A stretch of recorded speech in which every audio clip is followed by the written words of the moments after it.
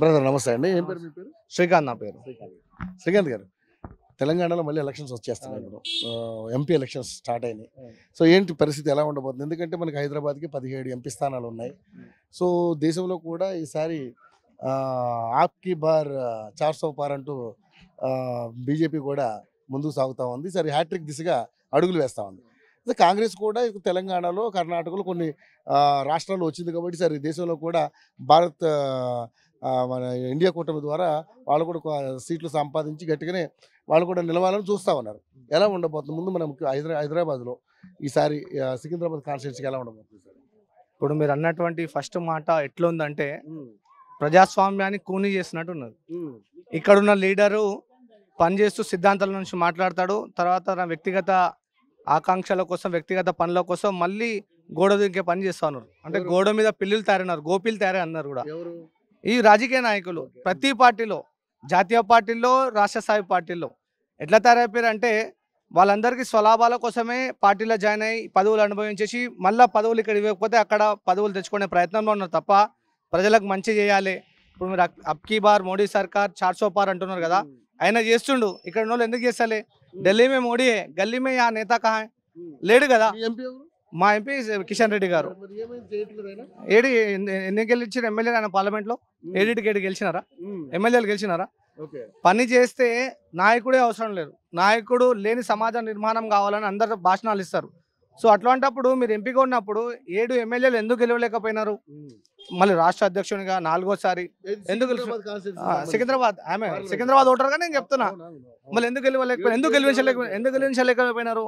48 గెలిచినారు, ఇక్కడ 7 గెలవలేకపోయినారు. జిహెచ్ఎంసీలో 48 గెలిచినప్పుడు ఇక్కడ 7 ఎందుకు గెలవలేకపోయినారు? మీ పార్లమెంట్ లో 15 కార్పొరేటర్లు ఎందుకు గెలవలేకపోయినారు? 15లో ఎన్ని గెలిచినారు? ఇక్కడే తేటతెల్లం అవుతా ఉన్నది కదా. సో ఒక యువకునిగా, భరతమాత సేవకునిగా నేను కూడా కోరుకుంటున్నా మార్పు రావాలని చెప్పేసి. యువకులకు అవకాశం రావాలా. జాతీయ పార్టీలన్నీ కూడా ఈరోజు చూస్తున్నాం. నల్గొండలో ఒక వ్యక్తి, మేము కూడా ఒక గుర్రంపోటు తాండాకు పోయి మేము కూడా ధర్నా చేసినాం.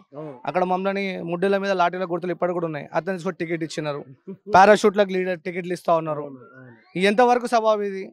ఇప్పుడు బెంగాల్లో ఒక గుడిసెలో ఉన్నటువంటి వ్యక్తి, ఆమె కనీసం ఉండడానికి కూడా ఇల్లు లేదు, బాసాన్లు పాచి పని అమ్మాయి ఎమ్మెల్యే అయింది. ఇప్పుడు ఇంక 2 సర్పంచ్లకు ఎంపీ టికెట్లు ఇచ్చినారు. మళ్ళీ ఇక్కడ ఎందుకు ప్రక్షాళన చేస్తలేరు?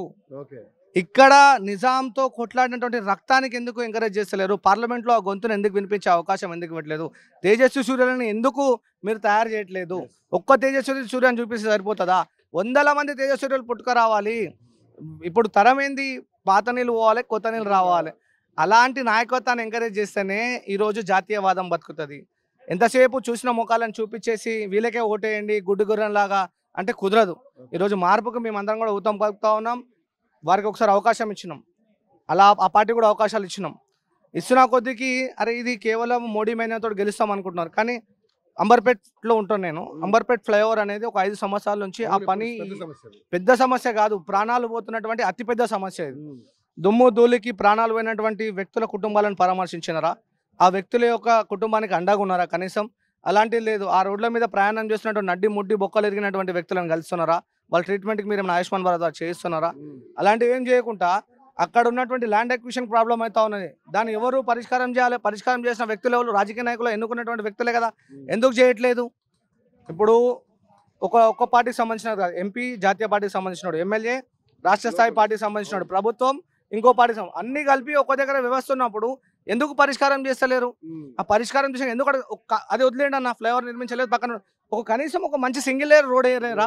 సింగిల్ లేయర్ రోడ్డు మీ ఎంపీ ల్యాడ్స్ ఉంటాయి, 5 కోట్ల రూపాయలు సంవత్సరానికి వస్తాయి. అక్కడ నుంచి అయినా ఒక సింగిల్ రోడ్ లేయర్ పడదా? డాంబర్ రోడ్ చేయరా? కిషన్ రెడ్డి గారు ఇక్కడ ఈ 5 ఏళ్లలో పెద్దగా ఏం చేసింది ఏం లేదు. వాస్తవంగా చెప్పుకోవాలంటే ఏమీ లేదు. నిజాన్ని నిర్భయంగా మాట్లాడతాం మేము. మోడీ గారి అభిమాని నేను. మోడీ గారు చేసింది అడగ నేను చెప్తా, అనర్గళంగా చెప్తా. మోడీ గారు ఏం చేస్తారు, 2 ఎంసీ తెచ్చారు నేను చెప్తా. ఇక్కడ ఎంపీ ఏం చేయలేదు. ఎందుకు చేయలేదంటే ఈజ్ అన్ఫిట్. ఫ్రాంక్లీ చెప్తున్నాం. మేము అతను 3 సార్లు ఎమ్మెల్యేగా చూసినాము, ఒక ఎంపీగా చూసినాం. అన్ఫిట్గా ఉన్నాం. ఇప్పటికైనా భాజపా నాయకులు సికింద్రాబాద్లో ఒక ఉక్కునాలన్నట్టు యువకుని, ఒక కార్యకర్తని ఇక్కడ నిలబెడితే అధిక మెజార్టీతో మేము గెలిపించుకుంటాం. ఓకే. సో మొత్తానికైతే మోడీ గారు ఈసారి మరి 400+ అంటున్నారు. ఎలా ఉండదు?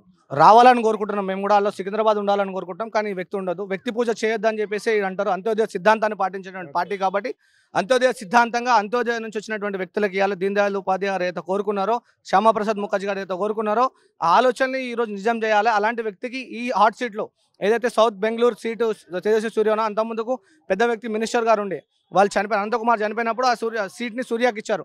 అలాంటి తేజస్వి సూర్యాలను ఇక్కడ నిలబెడితే అప్పుడు కొత్త రక్తం అంతా కూడా జీవసత్వంతో పనిచేసి భాజపా 400 పార్లో సికింద్రాబాద్ కూడా ఆడుతుంది. లేకపోతే ఇది కోల్పోయే ప్రమాదం చాలా ఉంది. సో 17లో ఎన్ని రావచ్చు అనుకుంటున్నారు బీజేపీకి? కొత్త సీట్లు మెండుగా రాబోతా ఉన్నాయి. చెవెల్ల, భువనగిరి, మల్కాజ్గిరి ఇలాంటివి రాబోతా ఉన్నాయి. వీఆర్ థింకింగ్ దట్ 8 to 9 వస్తాయని అనుకుంటున్నాము. దాంట్లో సికింద్రాబాద్ ఉంటే 10 అవుతుంది, లేకపోతే 9 or 8 అవుతుంది అని కోరుకుంటున్నాం. హైదరాబాద్ హైదరాబాద్ మాధవీలత గారు కొత్తగా హైదరాబాద్ పారాషూట్ ఆమె కూడా డాక్టర్ అంతే కదండి. కార్యకర్త కానటువంటి వ్యక్తికి మీరు టికెట్ ఇచ్చినారు. అక్కడ అట్టడుగున్నటువంటి కార్యకర్త ఎంత శ్రమిస్తారు. ఓల్డ్ సిటీలో, నయా సిటీ కన్నా ఓల్డ్ సిటీలో శ్రమించే భాజపా కార్యకర్తలు గట్టిగా ఉంటారు. హిందుత్వవాదాన్ని, జాతీయవాదాన్ని ముందుకు తీసుకునే వ్యక్తులు ఎవరైనా అంటే అది అక్కడున్న కార్యకర్త. వాళ్ళకి ఎందుకు టికెట్ ఇవ్వట్లేదు? వాళ్ళకి ఇవ్వాలి కదా. వాళ్ళకి ఇస్తే అసదుద్దీన్ మీద పోరాడుతున్నారు అనే ఒక ఆలోచన అతన్ని ముందుకు తీసుకుపోతే 30 ఏళ్ళు పార్టీలో పనిచేసేటట్టుగా ఇంకో కార్యకర్తలను తయారు చేసేది. అది ఇవ్వట్లేదు. ఈరోజు కార్పొరేట్ సంస్థ నిర్వహిస్తున్న వ్యక్తికి ఇస్తా ఉన్నారు, పారాషూట్కి ఇస్తున్నారు. ముఖ్యంగా ఆమె పార్టీలో పనిచేసింది లేదు. ఆమెకి పార్టీలో సభ్యత్వం తీసుకోముందుగా ఆమె టికెట్ ఇచ్చినారు. సో ఇది ఓఎస్సీ హాస్పిటల్ అయితే విరెంచి హాస్పిటలే కనిపిస్తుంది తప్ప ఎక్కడ జాతీయవాదం వర్సెస్ రజాకార్ పాలన అని కనిపిస్తలేదు. ఇప్పుడు ఎంఐఎం అనేది రజాకార్ నుంచి పుట్టినటువంటి సంస్థ. వాళ్ళు గొప్పగా చెప్పుకుంటున్నారు. కానీ జాతీయవాదులుగా ఉన్నటువంటి పార్టీలో ఒక కార్యకర్తకు టికెట్ ఇవ్వకుండా మీరు గొప్పగా చెప్పుకునే పరిస్థితి లేదు. అక్కడ గెలిచే పరిస్థితి లేదు. ఎందుకంటే మెజారిటీ ఆఫ్ ద పీపుల్ వాళ్ళకే ఓట్లేస్తారు.